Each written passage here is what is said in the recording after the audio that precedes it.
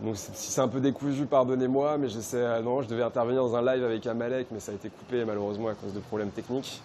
Donc là, c'est pas évident de parler tout seul face à une caméra. Je suis beaucoup plus efficace en débat avec un interlocuteur. Bon, bref. Donc ça pour dire quoi? Donc voilà, préparez-vous les Français, les derniers Français qui restent. Hein, préparez-vous, ça va être très très dur. Là, le corona, c'était que la première vague avec la crise économique. Ça va être très très chaud ce qui va se passer. Faites pousser des patates, faites pousser des légumes et reprenez le pouvoir. Hein. Voilà, et moi je vous annonce que je vais sûrement partir au Maroc. Je pense que le projet de crypto-monnaie, avec la blockchain, la technologie qui sous-tend les cryptos, donc Bitcoin, Ethereum, Monero, tout ça, tout cet univers-là, ça va être le futur. En gros, le dollar va s'effondrer, la Russie et la Chine sont en train de prendre le leadership. La planche à billets, de créer de l'inflation. Bon bref, je peux pas faire un cours d'économie. Demander à Yann Purdom, d'ailleurs, je lance un message à Yann Purdom, économiste en chef et rédac chef de radio ERFM. Je lui demande qu'est-ce qu'il en pense des IRI et des Zincoin et du Cestrel, la monnaie venue du ciel, de Dieu donné. Voilà. Je pense que moi je vais investir là-dedans, je vais essayer de travailler là-dedans.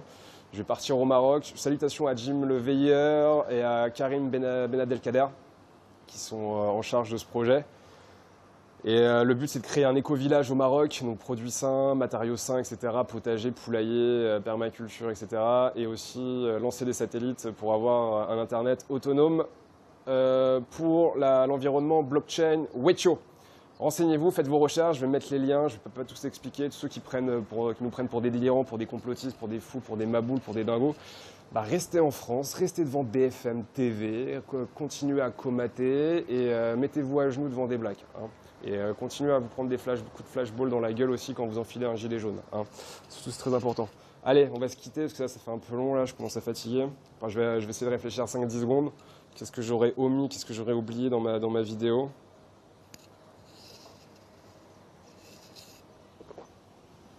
Petite terrasse là, petite chaise.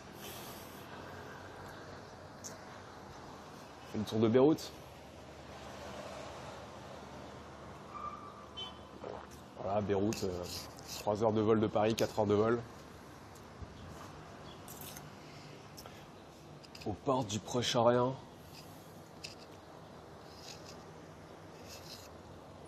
Donc voilà, j'avais voulu partir en Syrie aussi, mais ça s'est pas fait malheureusement. Il y a eu des problèmes politiques avec l'association SOS Chrétiens d'Orient. Après j'ai voulu partir en Irak, et après il y a eu 4 kidnappés en Irak des SOS Chrétiens d'Orient, donc j'ai pas pu partir en Irak. Après, j'avais mis le souhait aussi, je veux partir en Iran. Donc en gros, moi, mes prochaines actualités, ça va être Liban, Maroc et peut-être, Inch'Allah, Iran. Voilà.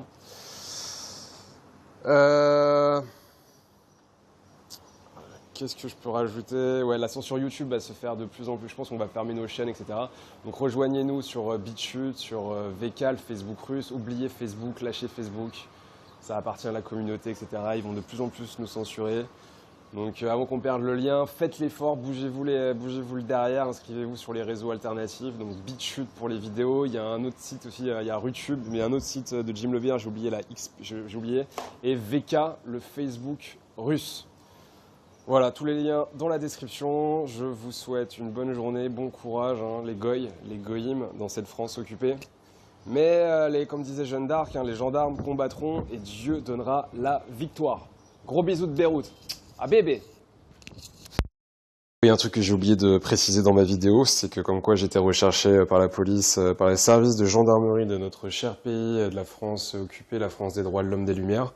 Donc si j'ai oublié d'en parler dans la vidéo, donc voilà, échange de mail avec le maréchal des logis, chef Sylvain Chaplin. Bonjour maréchal. Donc j'avais envoyé un petit message juste avant. Parce que je voulais savoir où en était mon affaire par rapport à Jean-Michel Zakin. Donc l'affaire a été classée sans suite, ça j'en ai parlé dans ma vidéo. Et après regardez ce qu'il m'envoie. Bonjour monsieur Bella, j'ai bien pris connaissance de la vidéo et les faites suivre aux services concernés.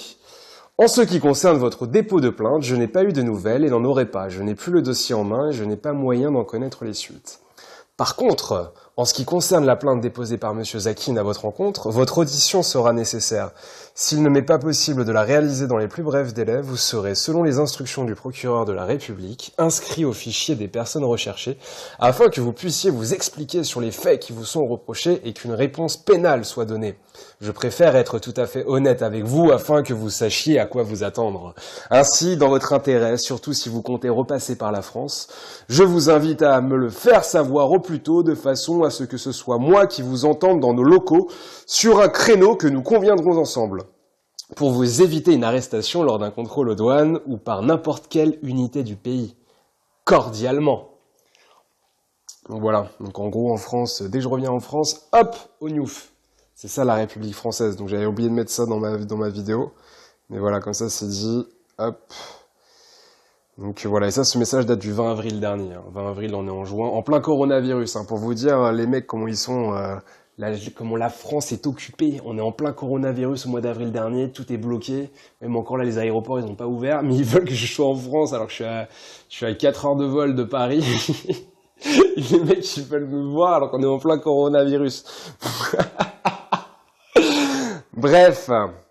Coucou Maréchal, je suis pas prêt de revenir, Maréchal Sylvain Chaplin, moi ça m'intéresse pas de revenir, je vous le dis. Bref, qu'est-ce que j'avais répondu? Ah oui. Votre message ne m'incite pas du tout à revenir en France-Israël. Manifestement, avec tout le respect que je vous dois, il s'agit d'une affaire politique et vous n'êtes qu'un exécutant pour me foutre au trou comme Guillaume Capron, actuellement en prison depuis 1 an sans jugement. Pour une blague sur Facebook sur la communauté de lumière dont on n'a pas le droit de parler, France, pays des droits de l'homme, 3 points de suspension, la Corée du Nord doit bien rigoler.